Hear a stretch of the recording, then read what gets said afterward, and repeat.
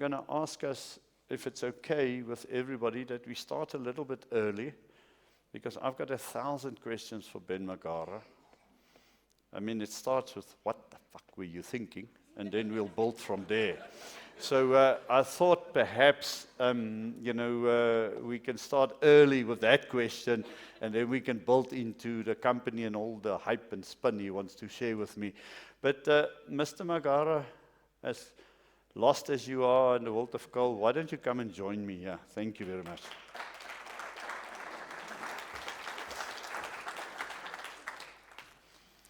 Let's pretend we're friends. Sit close to me.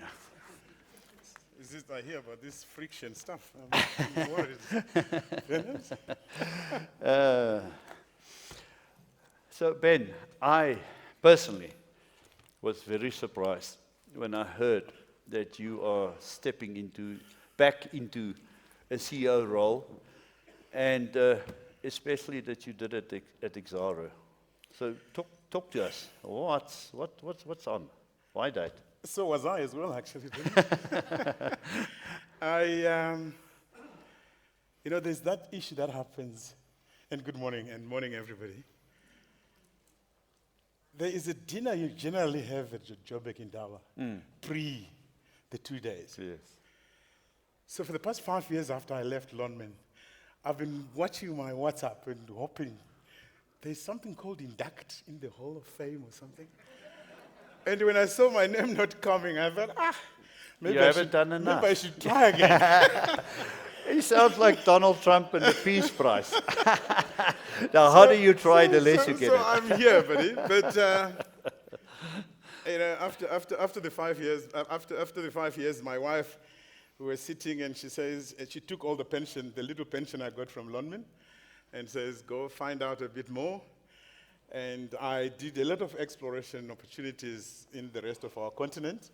I was in lithium in Zimbabwe, cobalt and copper in the DRC. And lo and behold, I got called. And Jeff says, I think this is something we think you can do. He had all the lyrics about how good I could be and what we could do. But also how meaningful the Exxaro is to the South African economy. We supply 30% of the coal that's required by Eskom. So if 30% of the coal that we should mine is not mined, this country would have no power. So I think all that really incentivized me. More so, I think hustling is tough. So you mean the perks of corporate life makes up for all that? Corporate life, that corporate machinery, 2 drivers, PAs, you name it. It's just very appealing. It's a helicopter here. Helicopter not yet. No, we don't do helicopters anymore. Okay. But we fly low. You fly low. So really, I think I missed that machinery. And coming back to an Exxaro, it was almost like homecoming for me. I spent 24 years in the coal industry. So coming back to Exxaro is almost homecoming. And to a team that really feels like family for me. Because most of them, we had worked together before. So I'm really glad to be back. And we're doing some wonderful things together. So I want to go back to, you say these are people if you've worked before, so I want to go into your dark past a little bit. I mean, at a crazy moment in time when I think a lot of people were not convinced that things are going to turn out fine in South Africa, you actually came to South Africa. Yes. And you started in the coal industry. Take us back. Help the audience understand your That's a bit of a long way. Yeah. Bennett, but it's the early 90s, that's how yes, far back. I had a bursary with a company that used to be called Anglo-American. If you remember that. No. And a South African company, Canadian company. It was South African. It was South African. And I had a scholarship with them, worked in the coal mine in Zimbabwe, and came to South Africa. I remember the day, 28th of March, 1994. For those with good memories, that was a month before our first democratic elections. It was unsadly the day of the Shell House shooting. So my mom said, come back Where now. were you that day? I landed at, No, I'm just Orekham. checking. It's not too late to have a proper investigation. So I was then whisked straight from the airport to New Denmark Colliery to New start Denmark. working on the coal mine. So that was a month before, with all the challenges in South Africa. For me, it was an exciting opportunity. So fast track all that Anglo through Tony Redman, who has been a great mentor for me, moved me from one mine to another to go and fix Arnold Colliery, back to New Denmark Colliery. Is this where you met some of the people that today are And Exxaro? today, all these people, I meet them again at Exxaro. A lot of them, obviously, my future is a lot behind me. So some of them were much younger. So it's really been a wonderful journey of finding these tough challenges, being sent to some of these tough challenges and fixing them and moving on to Lonmin, as you know. I spent 6 years there, the most wonderful 6 years, except I left with no hair. But really, it's been a wonderful journey for me. So coming back to the corporate has been this opportunity with Exxaro, which I'm really pleased with. So can I understand a little bit more about the man? So in the Anglo stable, you perhaps deserved some of the title that Neil Froneman get, Mr. Fix It, you know? Did you fix Lonmin, or did you fuck it up? I mean, did you break it? That's what I wanted to say. I mean, what did you do at Lonmin? We created a sellable proposition. And Neil will say it was a donation. Neil bought into it. I think it was the most wonderful time for me. Unpack Lonmin for us, seriously. For 6 years, I walked in. It was a year after the Marikana tragedy, with employees that were going through a very difficult time, not having enough even accommodation and you name it. And we went about saying, how do we get it right? At one point, we ran out of money. I think we had 2 months of salaries in the bank. And we said, it's in our hands, we can get it right. So we went about engaging all stakeholders. And I said to all of them, we need to take short-term pain. And each one of us, as a stakeholder, has to take short-term pain. Otherwise, we'll never fix it. We had 45,000 employees. And I said to Matunjwa and the AMCU guys and NAM, who were really the unions there, and Gideon, Duplessis, Solidarity, and said, we actually have to cut 10,000 jobs. Otherwise, we're going to lose all 45. Went to the banks and said, we need $400 million. Otherwise, you'll never have your money back. And they said, give us another 400 from shareholders, and we got another 200 from customers. Yeah. So $1 billion we went about fixing. Thank God they believed that our reality plan would work.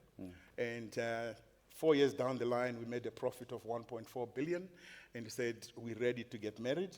So we went about a corporate review, and Sibanye came along, and we then merged with Sibanye, and I moved on into the rest of Africa for my opportunities. So it's really a wonderful turnaround story. We restructured, we turned it around, got it to profitability, and our shareholders at that point, I think they made about 4-fold or 5 of their money, but I'll leave them to explain that. Thank you. Yeah, no, thank you.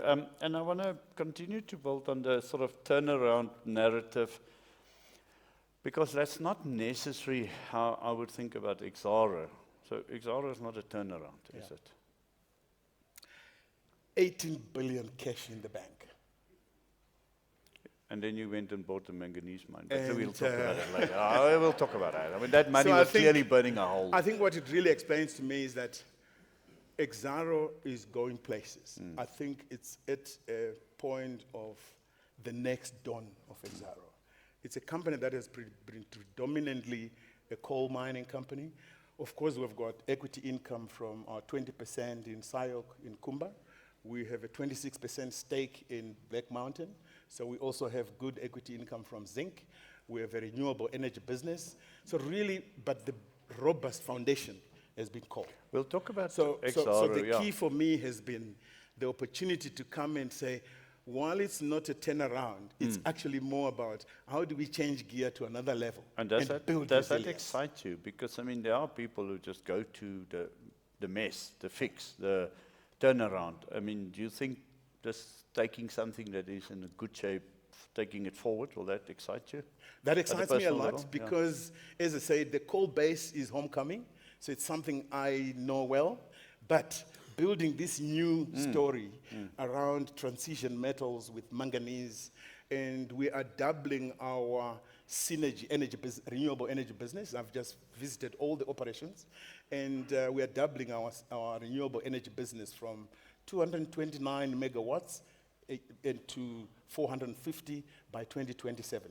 So that excites me to be having a company which is very clear about its vision or decarbonization plan and carbon neutrality, where we are growing the renewable business while we still have coal and growing our transition metals, because manganese is as key to the steel industry as it is becoming an emerging chemical for battery technology. So I think what excites me most is the fact that I have a great team that we've put in place for this future we are looking for, but also that we can work on metals that are really future-facing. I just want to quickly make a teaching point here to the young mine managers sitting on the mines, watching online.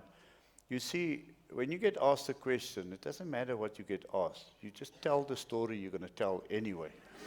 Thank you. Thank you. That's fantastic, fantastic media training there.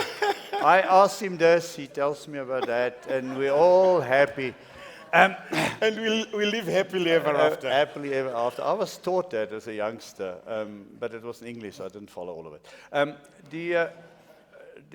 Before we go to Exxaro, which is really what we want to talk about, there's this issue. Let's go to Nombasa. I mean, that was ugly as an outsider. This is a small industry, and it became ugly. How do we put that to bed? Help us to understand. Nombasa's out of the system, but she was a critical part of that company for a long time. It sounded like a messy divorce, and we the kids are a bit confused about it. So help us understand. No, she spent 22 years at Exxaro of her life. And we really appreciate that service to the company. She resigned, and following her resignation, I was offered the job, and I accepted. And what we've been focused on is really how do we move forward. And we have a very robust, sustainable growth and impact strategy that we're focused on. Pay attention, people, pay attention.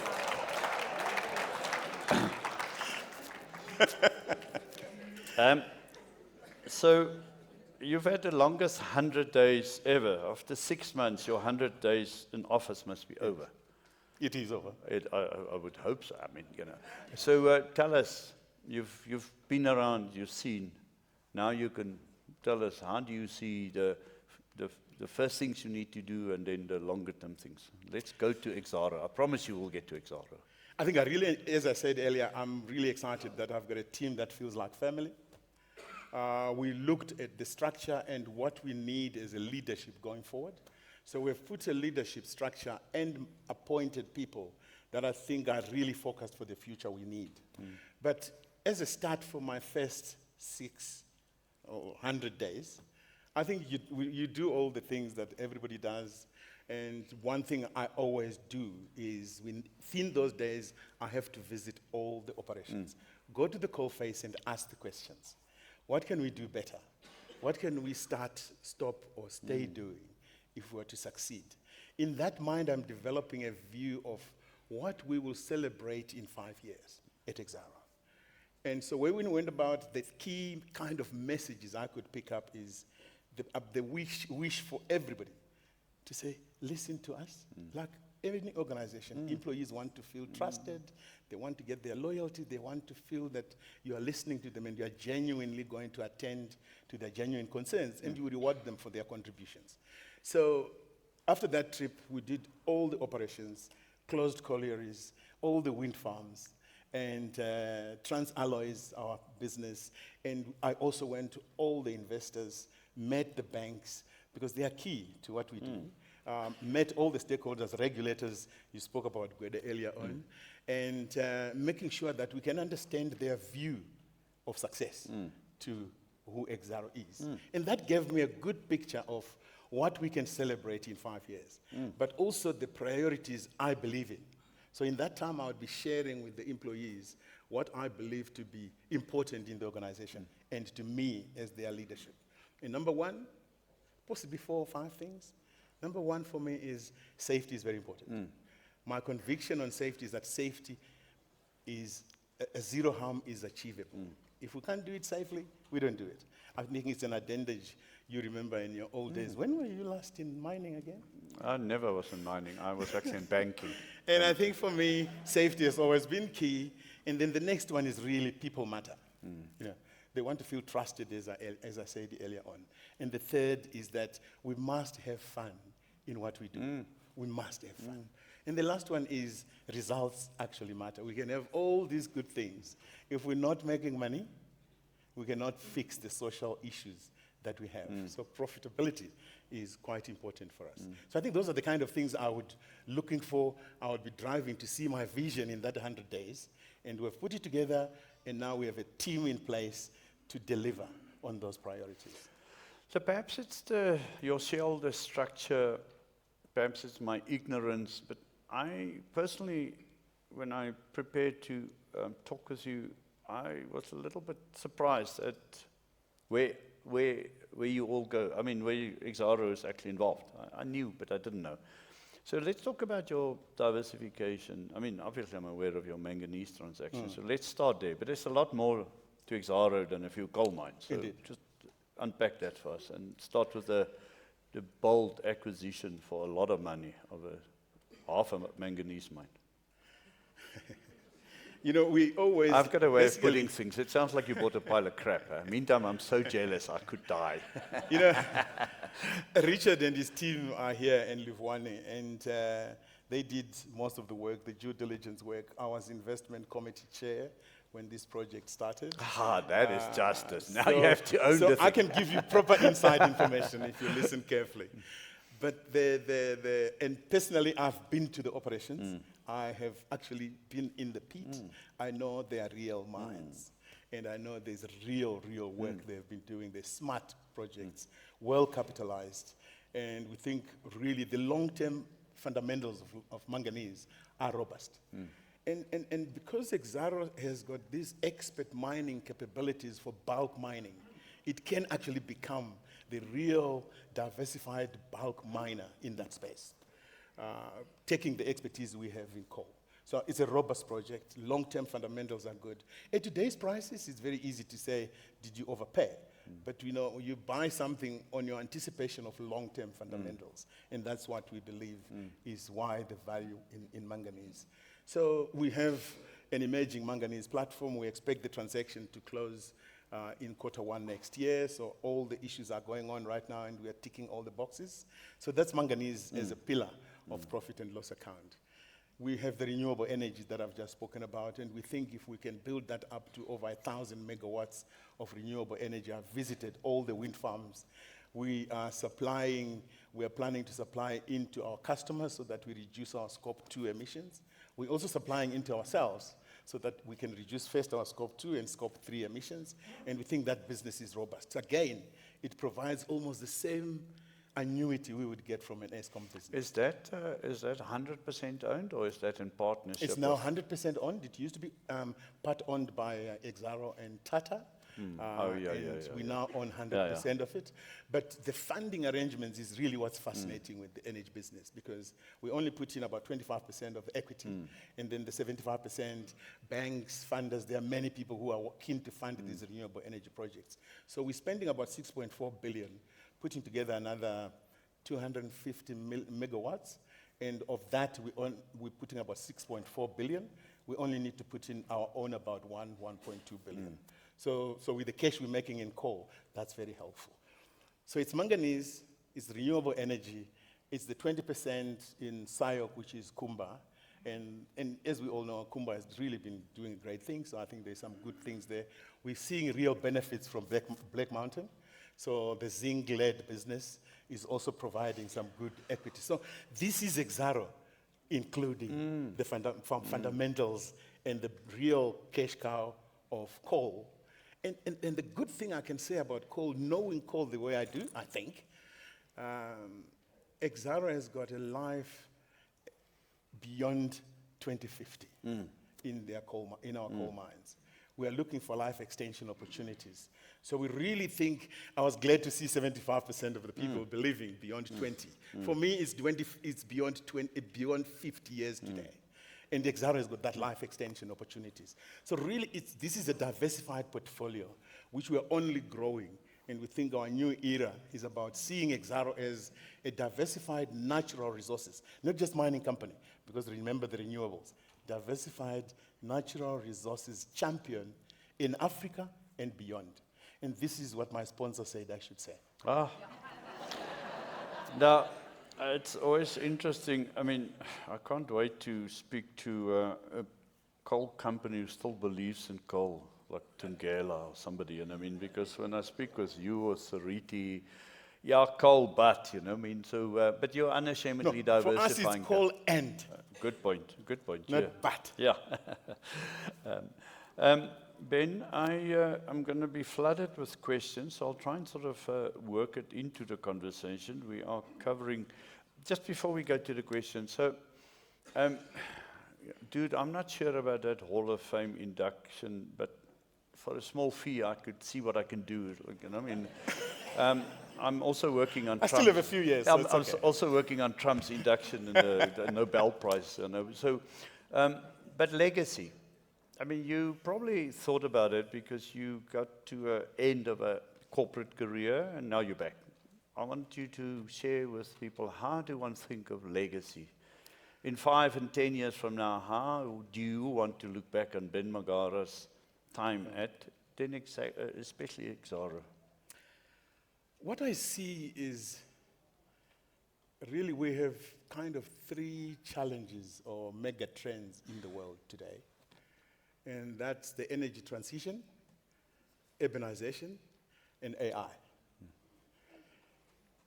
All these require an unprecedented amount of minerals and hence requires skills and leadership to deliver those minerals.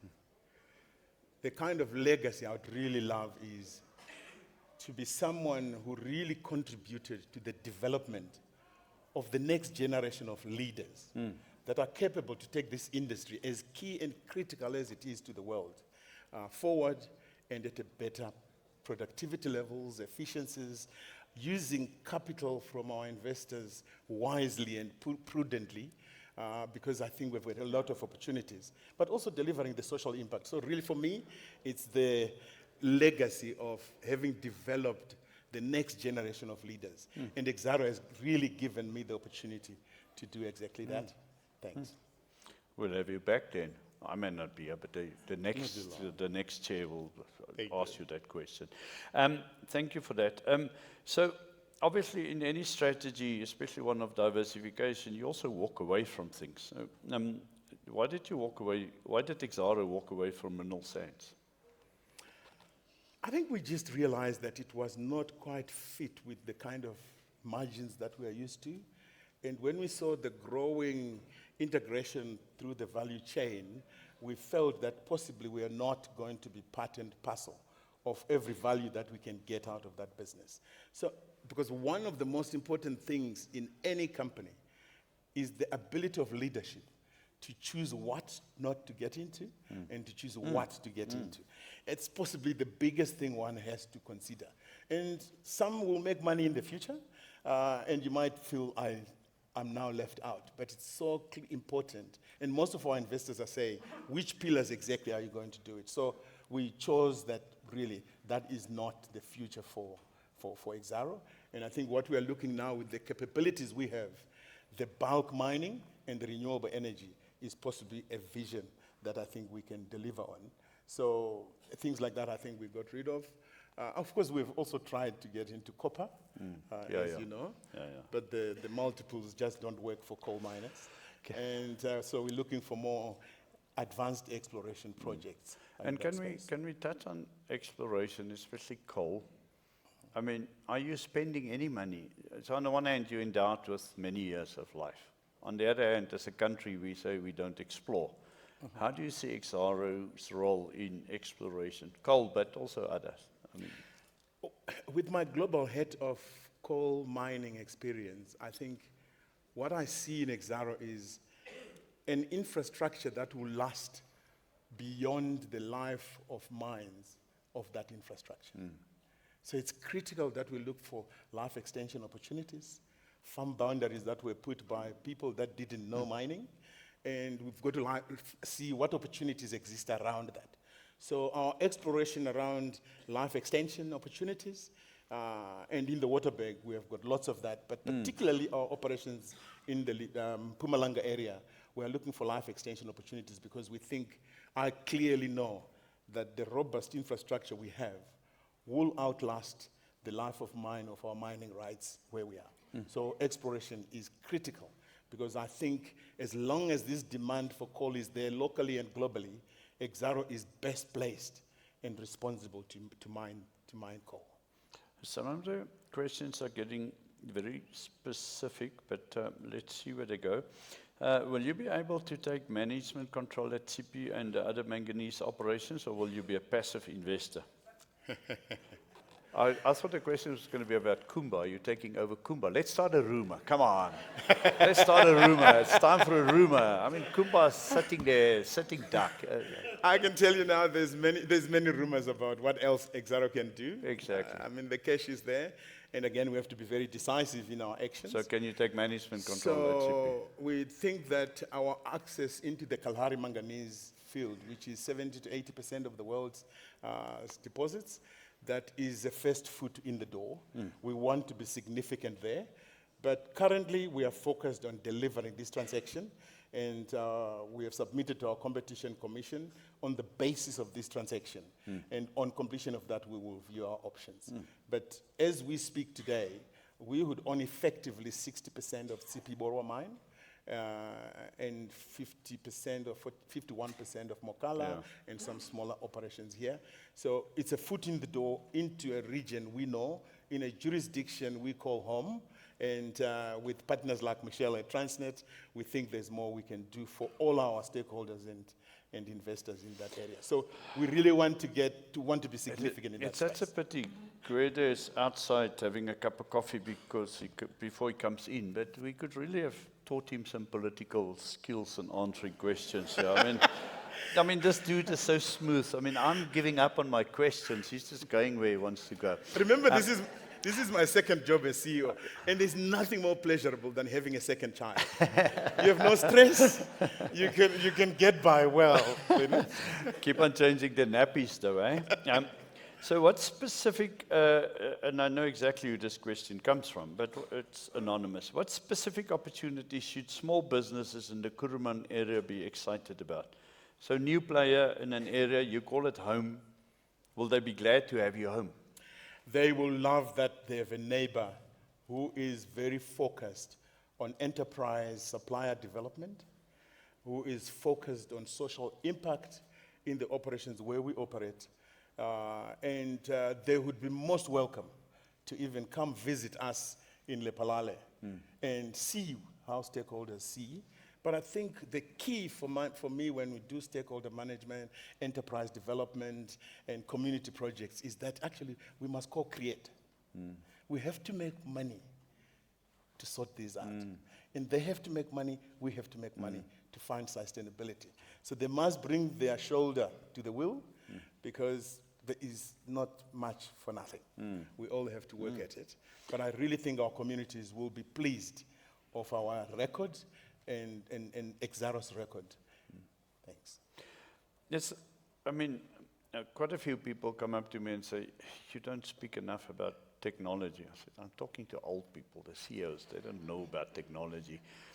It's probably inevitable that we may have to have a technology day, the day before the 2 days conference. But technology, from where you sit, talk to the audience about technology's role in Exxaro's future. You mentioned AI, we all mentioned AI, but I'm talking about all technology. Is it significant? Will it play a big role?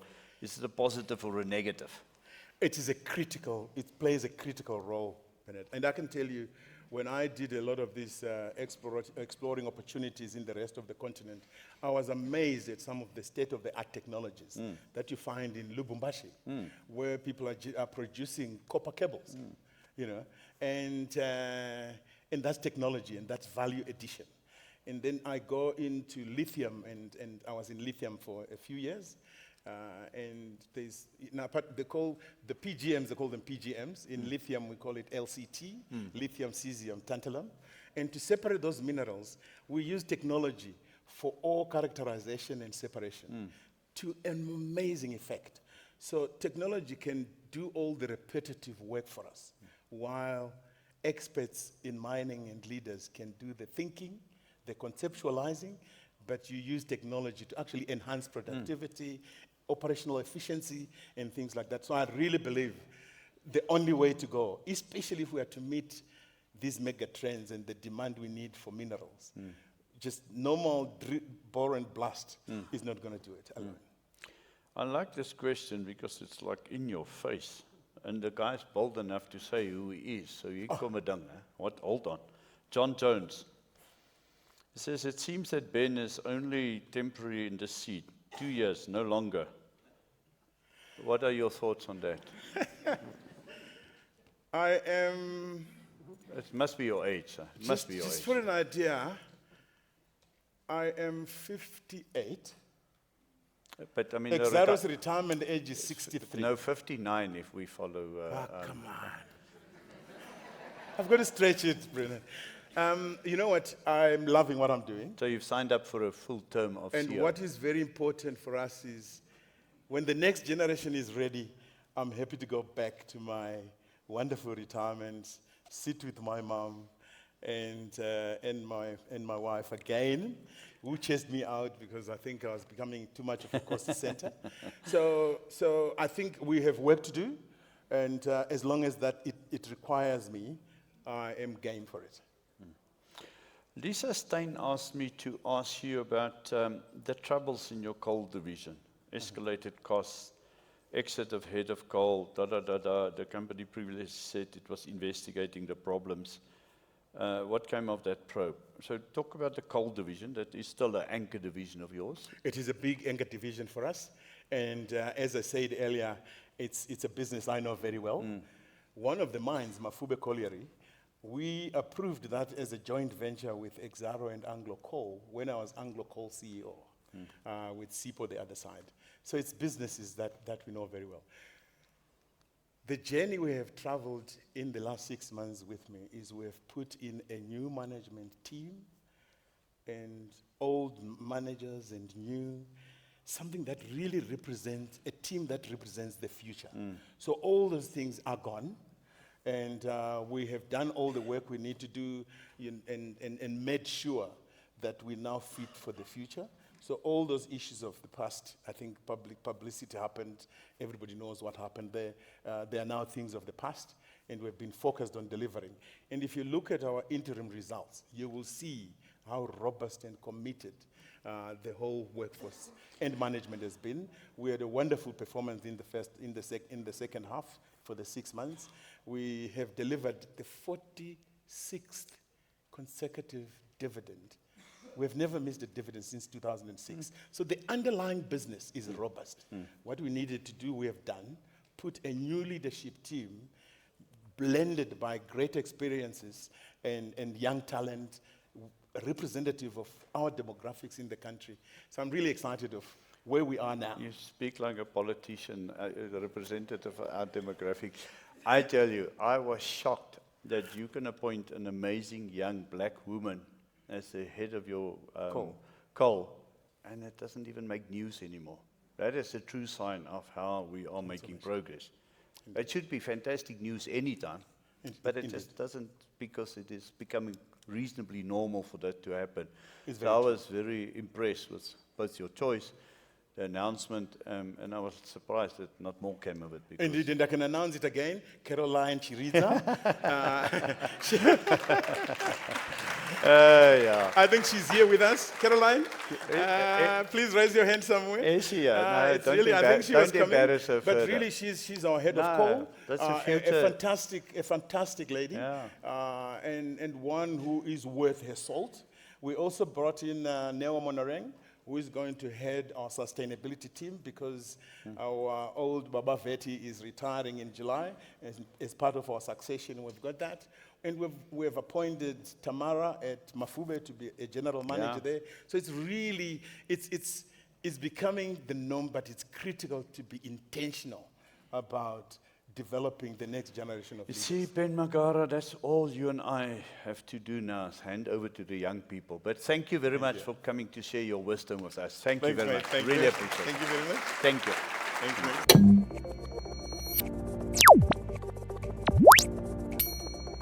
Thank you.